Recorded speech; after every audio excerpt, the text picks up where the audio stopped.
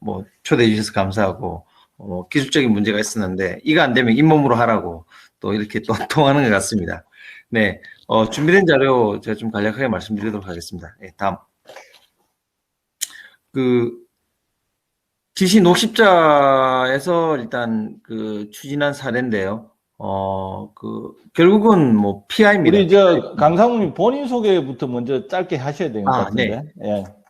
저는 이전에 이제 조 대표님하고 XPWC에서 이제 컨설팅 하면서 10년간 일단 PwC, IBM에 이제 컨설팅을 했었고요. 그 이후에 다시 또 3일 PwC로 입사해가지고 또 만 9년간 또 컨설팅 하다가 녹십자 대표이사님한테 일단 스카우트 제의받고 18년 11월에 녹십자로 이제 옮겼다가 일단 대표이사님 수명 업무를 마무리하고 올 초부터는 일단 고문직으로 빠져가지고 지금 현재 있습니다.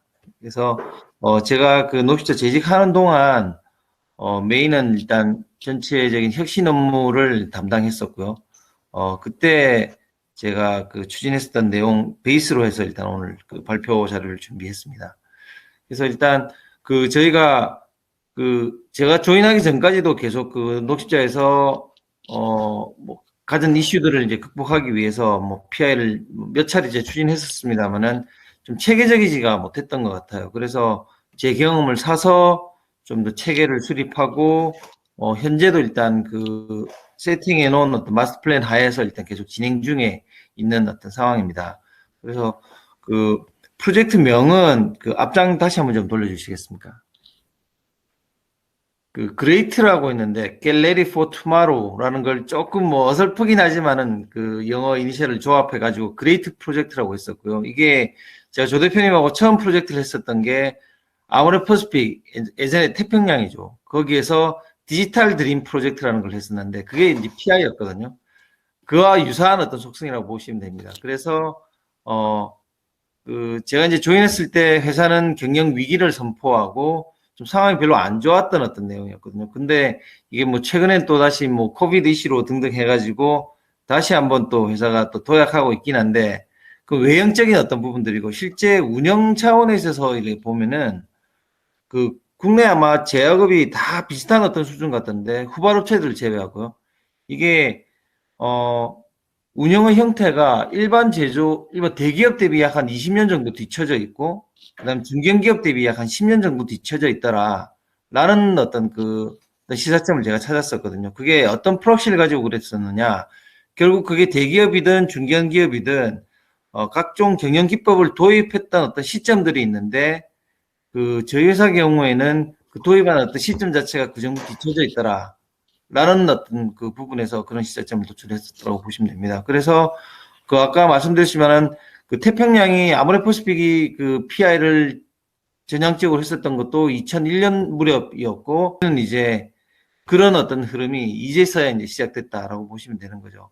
그래서 배경 설명을 일단 잠시 그렇게 말씀드렸고, 우선 전체적으로 한 4가지 정도 어떤 꼭지를 가지고 제가 말씀드릴 텐데, 일단은 제약업에 대한 어떤 부분들이 되게 어떻게 보면 이게 또 엔트리 장벽이 되게 높은 산업이더라고요, 보니까. 그래서 가장 간단하게 좀 제약 산업이 이런 거다라는 거에 대한 어떤 부분 좀 설명드리고, 그리고 나머지 3개는 제가 실행했었던 PI에 대해서 말씀드리도록 하겠습니다. 다음. 국내 의약품 시장은 이게 이제 제가 미션 주셔가지고 제가 다시 업데이트한 어떤 내용인데요. 그래서 자료 이제 숫자 보시면 아시겠습니다. 29년도에 약 한 24조 정도의 어떤 규모 시장이고, 이게 18년도에 23조였는데, 일단 꾸준히 성장은 하고 있는 어떤 시장이다라고 보시면 됩니다. 근데 이제 특이한 게, 어떤 인더스트리고 간에 국내에 있는 어떤 사업들 가운데 넘버원 업체가 매출이 2조가 넘어가지 않는 인더스트리는 되게 아마 좀 드문 것 같던데, 이 제약산업이 그렇습니다. 그러니까 이게 약 한 400여 개 업체가 일단 난립하고 있는데요. 그런데 1조가 넘어가는 매출을 가진 회사가 작년 기준으로, 작년은 조금 특이한 이슈고요. 코비드 때문에. 재작년 기준으로 보면 5개밖에 안 됩니다. 그리고 제일 많은 업체가 2조가 넘어가지 않고, 1조 5천억, 1조 4천억, 1조 3천억. 1조 2천억 요 정도의 볼륨밖에 안 되는 그 회사거든요. 그래서 다수의 회사들이 그렇게 큰 어떤 볼륨을 가지고 플레이를 하는 게 아니라 1조 원저리에서 그 플레이를 하고 있고 또 그 아래로 내려가면은 뭐 또 뭐 4, 5천억짜리 정도 어떤 규모를 가진 회사들이 되게 많이 이렇게 역할을 하고 있는 어떤 그런 시장으로 보시면 되죠. 그러니까 이게 어떤 의미냐면은 몇몇 개 어떤 그 블록버스터 품목을 가지고 그거 제한된 어떤 품목의 어떤 제약 그 약을 가지고 결국 그 활동을 하는 어떤 그런 시장이다라고 이제 보시면 될 것 같아요. 네, 다음. 그래서 이제 국내 제약시장의 주요 동향이라고 하는 어떤 부분이 결국 뭐 다들 알고 계시겠습니다만 점점 이제 인구는 고령화되어 가고 있고, 나이 먹으면 결국 뭐 여러 가지 이제 고장이 나지 않습니까? 그래서 이제 1인당 약제비는 계속 이제 증가하고 있고 이런 어떤 시장인데, 거기에 맞춰가지고 뭔가 새로운 어떤 그 약이라든지 이것들이 이제 계속 나와줘야 되는데, 제약업에서 신약 하나를 개발하는데 소요되는 시간이 약 한 10년 정도 걸립니다. 그리고 제대로 된 신약이 나오는데 투자돼야 되는 R&D 비용이 약 about 1조 정도 보고 있거든요. 약 1년에 1,000억씩 써가지고 10년간 투자를 해야지 신약이 하나 나오는데, 그렇다 보니 아까 제가 방금 전 말씀드렸습니다만은 매출 1조 규모 회사가 5개밖에 안 되는데 1조 정도의 어떤 규모를 꾸준히 투자를 할 수 있는 회사가 그렇게 많지는 않은 거죠. 그래서 신약보다는 제네릭이라든지 뭐 카피약 위주로 일단 많이 하고 있고, 그 다음에 수입에 대한 어떤 의존도가 조금 어느 정도 계속 또 좀 비중을 차지하고 있는 그런 시장으로 보시면 될 것 같습니다. 다음.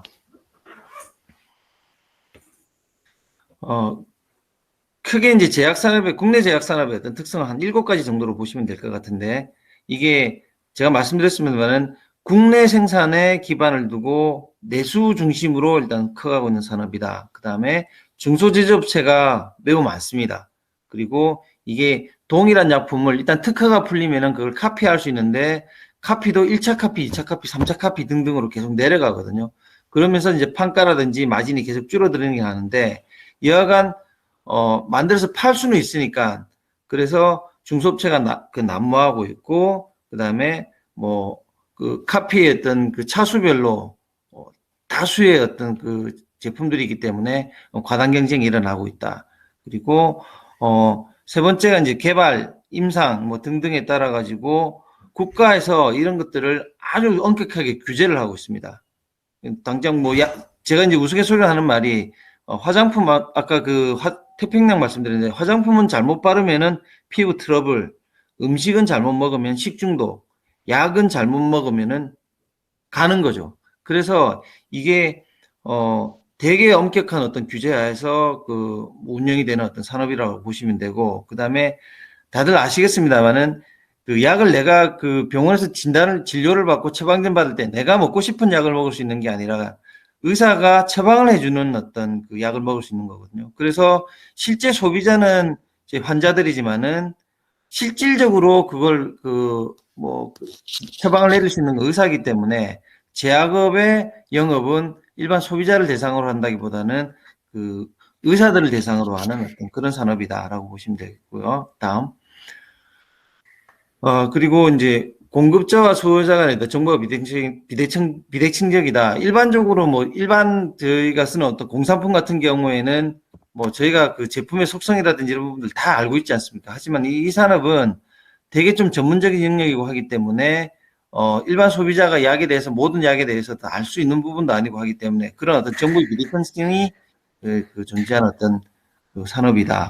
그리고 가격 자체도 내가 올리고 싶다고 올리고 내리고 싶다고 내릴 수 있는 게 아니라 정부에서 어떤 그 수가를 정해놓고 거기에 의해서 좌우되고, 그 다음에 이게 약이라는 게 쭉 한번 그 복용을 하면은 계속 먹어야 되는 어떤 속성이 있기 때문에 가격의 민감도가 상당히 떨어지는 그런 어떤 속성을 가지고 있고, 동시에 또 이게 한번 어떤 신약 같은 것을 개발했을 때 분자 구조만 알면은 얼마든지 카피를 할 수가 있거든요. 그렇기 때문에 그런 어떤 카피에 대한 어떤 그 침입을 일단은 그 블로킹하기 위해서 이제 특허권을 되게 많이 엄격하게 보장해주고 있어요. 그러니까 퍼스트 무버가 거진 그 약을 이제 만들었을 때 모든 어떤 수익과 어떤 이런 부분들을 다 1차적으로 다 가져간다라고 이제 볼 수가 있거든요.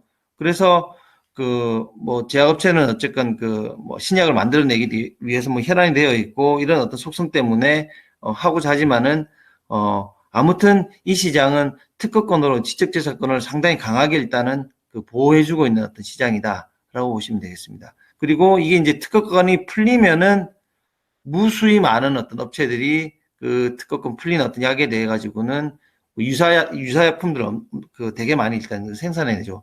뭐 간단하게 비아그라 생각하시면 될 것 같아요. 처음에 파이자에서 비아그라를 만들어내고 완전히 그 시장을 싹쓸이 했다가 이제 그게 특허권이 풀리면서 뭐 그 비아그라 성분과 똑같은 이름은 다른 어떤 약품들이 되게 많이 나오고 있거든요. 약간 그런 어떤 속성을 가지고 있는 어떤 산업이라고 보시면 되겠습니다. 네, 다음.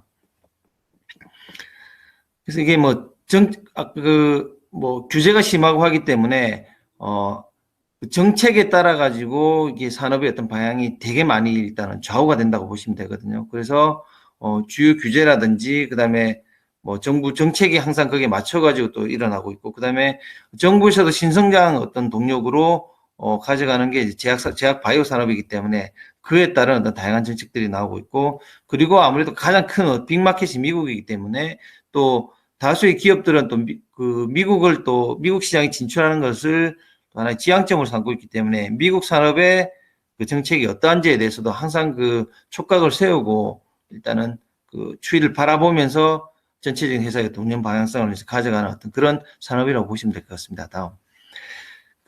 네. 이제 그 내용이 조금 제가 서두가 너무 길었는데 이제 본격적으로 그런 어떤 이 시간을 통해서 제가 말씀드린 걸로 제약 산업에 대한 충분한 이해는 안 됐겠지만은 약간 되게 제약이 많고 뭔가 하고자 해도 할 수 없는 그리고 뭐 4차 산업혁명을 일단 얘기하긴 하지만은 제약 산업은 아직도 이제 아날로그에 머물러 있고 제가 그 녹십자가 재작년 기준으로 그 매출 규모가 유한양행 다음으로 2위인 어떤 업체임에도 불구하고 모든 게 아날로그였습니다. 이게 보면은 그래서 그런 어떤 문제점들 때문에 이제 그레이트 프로젝트를 추진하게 됐고 그에 대한 어떤 부분들도 간략하게 좀 말씀드리도록 하겠습니다.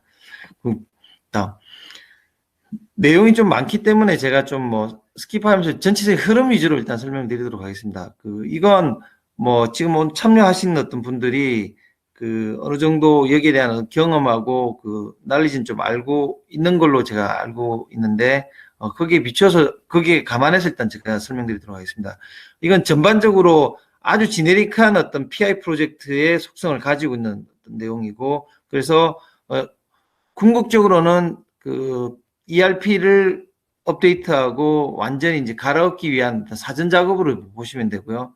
그래서 전체적인 일정은 약 한 넉 달에 걸쳐 가지고 일단 PI 작업을 진행했습니다. 그래서 에지지 현황을 토대로 어떻게 바꿔야 될지 혁신 방향을 설정하고 그 설정된 어떤 방향 토대로 혁신 과제를 일단 도출하고 거기에 따라서 우선순위 시급성과 어떤 그 중요성을 따져가지고 과제 우선순위를 선정한 다음에 일단 진행을 했었고 그 다음에 이게 체계적인 어떤 운영이라기보다는 개인의 어떤 경험치에 의한 운영이 되게 많이 됐었기 때문에 그 부분을 다잡기 위해서 결국은 PI를 하면서 진행하게 되는 프로세스에 대한 어떤 부분들을 또 터치를 하게 됐었던 거죠. 그래서 as 프로세스 맵을 작성하고 to-be 프로세스를 다시 정의하는 순으로 일단 프로젝트를 진행했습니다. 근데 이제 회사가 이제 제약업이 아마 다 그런 것 같은데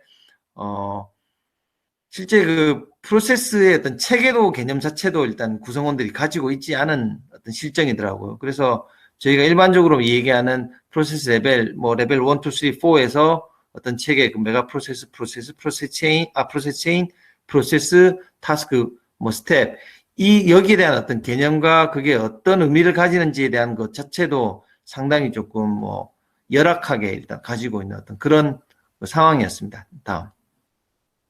그래서 일단 제가 주안점을 삼았던 것들은 되게 어떤 변화 관리에도 되게 많은 어떤 공을 들였었거든요. 그래서 그 PI를 추진하는 회사에서도 뭐 다양한 워크샵이라든지 세션을 가지는데 그거보다 약 한 1.5배에서 약 한 2회 정도에 걸쳐가지고 공식, 비공식적인 어떤 그런 세션들을 가지면서 구성원들의 이해도를 제고시키면서 동시에 프로세스를 그려내고 또 그 이슈들을 발굴하는 어떤 그런 작업들을 병행했다고 보시면 되겠습니다. 다음. 네, 다음 장 부탁드리겠습니다. 그리고 그나마 이런 어떤 체계를 일단 잡았고요. 그 다음에 여기에 이제 뭐 에지즈라고 하긴 했습니다만 이런 체계 자체를 안 가지고 있었어요. 그래서 완전히 어떤 제로 베이스에서 그 박스를 만들어내고 그 체계를 잡는 작업들을 진행하면서 일단 진행을 했었고, 그래서 원래는 이제 에지즈 맵을 그리면서 그다음 투비에 대한 방향성을 동시에 감안하면서 진행을 했어야 되는데 이 작업 자체가 상당히 조금 어렵게 진행이 됐었다라고 다시 한번 또 뭐 회고해 보니까 그런 것 같고요. 그리고 제가 에지즈 투비 맵을 다 그렸다라고는 말씀드렸지만 실질적으로는 투비 맵은 조금 주어진 기간 안에 다 완성하지는 못했었습니다. 그리고 에지즈 맵 자체도 생산과 품질 쪽이 저항도 심하고 그다음에 현안 이슈가 있었기 때문에 충분히 좀 내려가지 못하는 그런 페인 포인트가 있긴 했었습니다만은, 하지만 전사 관점에서 놓고 보면 어느 정도 이런 어떤 체계도 자체는 완성을 하고 후속 작업들을 진행할 수가 있었던 프로젝트였습니다. 다음. 그래서 이제 본 내용으로 들어가서 조금 더 말씀드리도록 하겠습니다. 다음. 회사는 이제 제가 입사했던 어떤 시점에 위기 경영이라는 거지만은 아무튼 수익성은 점점 나빠지고 매출은 정체되고 이런 상황이었는데, 그래서 컨설팅을 하면서 그런 어떤 체계를 가지고 있었기 때문에 적어도 제가 맡고 있는 어떤 조직하고 제가 받은 업무에 대해서는 그런 어떤 체계를 가지고 하자라고 해가지고 전사혁신 유닛에서 일단 혁신 방향성을 뭐 그레이트라고 했으니까 GREAT 별로 그로스, reliability, efficiency, asset, 그리고 transformation이라는 어떤 꼭지점을 가지고 전략 방향성을 도출하고 거기에 따른 스트래티직 레벨을 한 5가지 정도 만든 다음에 회사가 가지고 있는 이슈별로 해서 다음 장 또 각각의 어떤 전략 방향성을 토대로 전략 과제들을 도출하는 어떤 작업을 했습니다. 그래서 하단에 보시는 박스들이 어떻게 보면은 전략 과제의 어떤 다수를 이제 포함하고 있는 내용으로 보시면 되고, 그 가운데서 제가 체크한 영역들에 대한 과제 정의서를 조금 더 공유해 드리도록 하겠습니다. 다음. 네, 다음. 그래서 전체적으로 일단 물류 마케팅과 관련해서는 방금 전 지나갔었던 어떤 전체 과제에 대한 어떤 체계를 만들어내고, 기본적으로 이제 영업과 마케팅 관련해서는 일단 SCM 체계도 전혀 잡혀 있지가 않은 거예요. 그래서 S&OP를 운영하기 위한 기본 프로세스를 구축하고 해야 되겠다는 어떤 과제를 찾아냈었고요. 전체 프레임은 이렇게 일단 과제 정의서를 만든 다음에 다음 장 보시면은 그다음 개별 과제에 대한 어떤 과제 정의서를 일단 내리는 식으로 일단은 산출물은 정리를 했습니다. 그래서 SCM 관련된 어떤 첫 번째 싱글 플랜 기반으로 해서 S&OP 체계를 뭐 구축하는 어떤 작업들을 일단은 찾아냈었고, 이 과제는 실제 PI 작업이 끝난 이후에 개별 과제로 해서 그다음 또 후속으로 또 이제 컨설팅을 받아가지고 이 과제는 또 체계를 다 갖춘 형태고, 약 한 3년에 걸쳐가지고 SM 체계를 완비하겠다라는 어떤 마일스톤을 가지고 현재 계속 진행 중인 어떤 과제라고 보시면 되겠습니다. 네, 다음. 그리고 R&D 쪽에서도 R&D는 특히 제약업은 아까도 말씀드렸습니다만은 신약에 대한 어떤 니즈가 되게 크기 때문에 R&D가 상당히 이제 강조가 되는데 사장님께서 직접 오너 사장님이시니까 거기에 대한 어떤 오너십을 가지고 R&D에 대한 PI를 진행했습니다만 이것도 약 한 3년여에 걸쳐 가지고 PI를 진행했었는데도 마무리가 안 되고 있었더라고요. 그래서 이게 이제 제가 들어가서 다시 한번 더 체계를 잡고 상대적으로 생산 뭐 영업 뭐 다 어떤 밸류 체인보다는 조금 선행 작업이 진행됐었던 내용이기 때문에 이걸 조금 더 고도화하는 식으로 일단 진행을 해가지고 결국은 R&D와 관련해서는 PLM을 구축하는 거로 일단은 R&D, PI를 마무리하는 식으로 일단 제가 정리를 했습니다. 그래서 나와 있는 어떤 과제를 토대로 해서 결국은 조금 더 상세화하고 투비맵을 아주 디테일하게 그린 다음에 다음 보여주시겠습니까? 다음 장. 아니요. 네.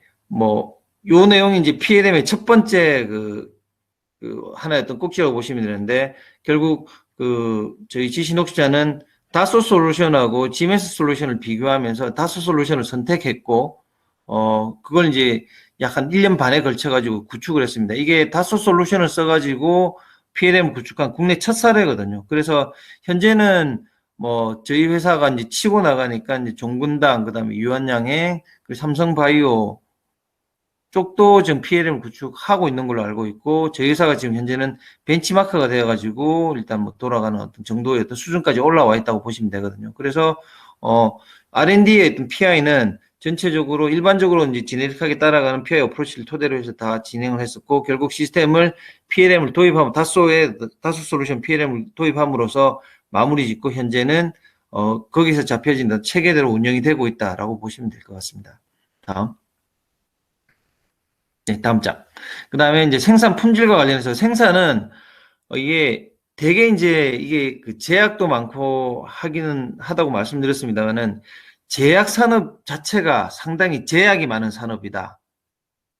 라는 어떤 우스갯소리를 일단 제가 하긴 했었는데, 이게 방금 전에 나이사님께서도 보여주신 솔루션을 보면은 결국 그 데이터를 가지고 머신러닝 등을 통해서 AI, 빅데이터를 가지고 결국은 사전 예방이라든지 얼리 워닝을 띄워주고 한다는 어떤 컨셉을 가지고 이제 만드신 솔루션 같은데, 이게 문제는 그런 컨셉이 다 좋긴 한데 그걸 하려고 치면은 아까 부사장님께서도 센서 말씀을 하시고 하셨는데, 센서를 일단 설비에 부착을 해가지고 돌려야 되는데, 기본적으로 이게 제약업은 설비에 조그마한 어떤 내용이 바뀌거나 내지는 그런 부착물이 붙거나 하면은 전부 밸리데이션을 해야 되거든요. 그게 또 GMP 규정이라는 어떤 제약 하에서 움직여야 되기 때문에 기본적으로 변화와 혁신을 온몸으로 거부하는 회사, 과정 관리가 전혀 이루어지지 않는 어떤 그런 속성을 가지고 있더라고요. 그러니까 녹십자가 한 매출액 기준으로 약 2위 정도의 2, 3위에 해당하는 어떤 회사임에도 불구하고 그 정도의 어떤 수준인데, 저희가 하는 과정에서 다 이제 제약업체들과도 이제 컨택을 해서 알아보니 거진 대동소이하더라고요. 그래서 일단 생산이 메인이고 돌아가야 되는데, 여기에 대한 어떤 정보도 정확한 게 이제 안 되고, 앞서 말씀드렸던 SCM 체계에서 SNOP 자체도 일단 그게 체계가 안 잡혀 있었기 때문에 거기에 일단 중심을 가지고 생산 계획 정확도를 높이고 가시성을 제고하는 어떤 과제를 찾아내고, 이건 후속 과제로 일단 계속 진행을 하고 있고, 그리고 설비는 특이하게 저희 회사는 혈액 제제를 중심으로, 그 다음에 백신과 혈액 제제를 중심으로 일단 돌아가는 회사인데, 그럼에도 불구하고 이게 속성은 정유산업하고 똑같다 보시면 돼요. 그냥 일단 원료를 수입해가지고 정제해가지고 휘발유, 경유, 등유를 일단 뽑아내듯이, 저희도 혈액을 가져오면은 그걸 분해를 해가지고 IVIG 그다음에 알부민 등등의 약들을 일단 이렇게 만들어내는데, 그러면 설비장치 산업 속성 경우에는 설비 관리가 가장 핵심적인 어떤 내용이라고 봐야 되는데,체 내에서는 설비 관리를 할 수 있는 역량을 가진 친구들이 아무도 없습니다. 실제 제가 들어가서 기계공학과 내지는 산업공학과 출신의 구성원이 있냐라고 보니까 저희 내부에는 그 전공자가 아무도 없더라고요. 설비 엔지니어도 아무도 없고. 그래서 이게 체계적인 관리도 안 되고, 설비 이력 관리라든지 어떤 트러블에 대한 어떤 관리가 전무한 상태였습니다. 그래서 이걸 제가 계속 요청을 해가지고, 결국은 지금 현재는 일단 녹십자에서 설비 관리를 하기 위한 조직이 일단 만들어지고, 단계적으로는 계열사 인력들을 내부로 이제 끌어들이기 위한 어떤 작업도 일어나고 있는데, 아무튼 그 작업은 조직적인 어떤 측면에서 일어나야 되는 것들은 또 계속 진행을 하고 있고, 내부적으로 정리했던 것들은 설비와 관련해서 이러한 어떤 한 5가지 정도 어떤 관점이 있는데, 이 관점에서 일단 정리를 하고, 물론 이제 이 작업도 후속도 컨설팅을 써가지고 일단 진행을 했었고요. 그래서 통합 설비 관리를 하기 위한 어떤 체계는 일단 과제 정의서까지 일단 나와진 어떤 상태라고 보시면 되겠습니다. 다음. 그리고 품질 역시도 이게 체계적으로 관리가 안 되고 했었는데 지금 이제 내용에 보시면은 말은 데이터 기반으로 품질을 관리를 하자라고 하긴 했지만은 데이터에 대한 어떤 게더링 자체가 전혀 좀 이루어지지 않고 하다 보니까 되게 이제 애를 먹었었던 과제인데 이것도 결국은 이제 4M1E 기반으로 일단 하기 위한 어떤 그것들을 만들어내고 그다음에 전체 그러니까 이슈 관리가 체계적으로 이루어지지 않다 보니까 동일한 이슈가 지속적으로 발생하고 있고 거기에 대한 해결 방안이라든지 후속 조치에 대한 이력도 관리가 안 되다 보니까 매번 새로운 이슈로 여기고 있고 그다음에 사람이 바뀌는 거에 따라 가지고 매번 새롭게 접근하는 어떤 그런 고질적인 문제를 그대로 안고 있더라고요. 그래서 그걸 이제 좀 그 고리를 끊기 위해서 일단 이런 어떤 과제를 도출하고 이 부분도 결국 그 초보적이긴 합니다만 품질 이력 관리를 하기 위한 솔루션까지 구축을 해가지고 일단은 현재는 이제 돌아가고 있는 어떤 과제라고 보시면 되겠습니다. 다음. 그다음에 구매도 실제 그 구매 규모가 약 한 6천억에서 한 7천억 정도 일어나고 있었던 회사인데요. 일단 그 상품을 제외하고 그 제품과 관련된 어떤 구매인데 그런데 이 자체도 상당히 조금 열의에 있었고요. 그 다음에 아리바를 도입해가지고 구축했다가 1년 만에 걷어낸 그런 회사입니다. 저희 회사가. 그래서 이게 그 그 이유는 이제 구매 볼륨 자체도 그렇게 크지도 않고 하다 보니까 트랜잭션 수도 그렇게 많지도 않은데 그렇다 보니까 구매에 대한 전문성도 상당히 떨어지고 구매 담당 인력들의 어떤 퀄리티도 조금 상당히 많이 떨어져 있는 어떤 상황이었어. 그래서 이게 구매 업무 자체가 상당히 비정형화되어 있고 체계적인 그게 안 잡혀 있었는데 이걸 다시 이제 피하는 과정에서 이 또한 또 후속 과제로 해가지고 컨설팅의 도움을 받아가지고 구매 프로세스 전체를 이제 표준화하고 그 관리하는 주체도 R&R까지 다 정리를 하면서 일단 정리를 했었고 구매도 실제로는 그 지주사에 가 있던 어떤 부분들을 다시 녹십자 안으로 끌어냈습니다. 그래서 제가 너 뭐 했냐라고 이제 물어보시면은 일단은 기본적으로 녹십자 자체가 제가 받는 인상은 그 R&D는 물론 이제 녹시에 있었습니다만 생산과 영업을 아웃소싱해서 하는 회사 같은 느낌. 그게 무슨 말씀이냐면은 그 쉐어드 서비스 개념을 도입해가지고 그걸 지주사의 메인 기능들 다 빼버렸더라고요. 보니까 HR이 나가 있고 구매가 나가 있고 재무와 뭐 회계 이런 부분들이 다 지주사에서 관리를 하고 녹십자 자체는 생산하고 영업하고 R&D만 하는 어떤 형태의 어떤 회사였어요. 그래서 이걸 좀 이슈라이징을 하고 해서 지금은 녹십자가 제대로 서야지 그룹이 제대로 선다라고 해서 그 각각의 그 쉐어드 서비스 형태로 나가 있던 그 고유의 기능들을 녹십자 안으로 다 집어넣었습니다. 그래서 마지막으로 이제 그 잡혀 있는 게 앞서 말씀드렸듯이 설비 부분이 일단 안 들어와 있는데 그 작업도 현재는 이제 병행해서 진행 중에 있고 그래서 풀밸류 체인을 녹십자 안으로 다 끌어들이는 작업을 했다라고 하는 게 저희 하나 실적 중에 하나라고 말씀드릴 수 있을 것 같은데 그래서 아무튼 구매가 또 지주사에서 관리를 하다 보니까 녹십자 중심의 구매가 안 일어나고 있고 단순히 이제 실적이라든지 이런 부분에 이제 초점을 맞춰가지고 구매가 일어났었는데 그것까지도 일단 과제 정의서 등등을 통해서 다 정의를 하고 이슈를 발라내가지고 체계를 잡아내는 어떤 것까지는 일단 마무리를 하고 원가와 관련된 어떤 개념도 좀 상당히 취약하고 뭐 고도화된 회사 경우는 ABC 개념으로 그 활동원가 기준으로 관리를 하기도 합니다만은 저를 배분하고 직간접비에 대한 어떤 배분 기준이라든지 그다음에 또 그 원가에 대한 어떤 배분 기준 자체도 그 명확하게 그 수립이 안 돼 있는 어떤 상태였고 보험에 대한 보험과 라우팅에 대한 어떤 정보 개념 자체도 상당히 뭐 취약하게 일단 가지고 있는 회사였어요. 그래서 이걸 약 3년에 걸쳐 가지고 개비를 해야 되겠다고 해가지고 원가 시스템을 고도화하기 위한 어떤 체계도 일단은 잡아놓고 순차적으로 그걸 정리를 하고 있는 어떤 상황이라고 보시면 될 것 같습니다. 네.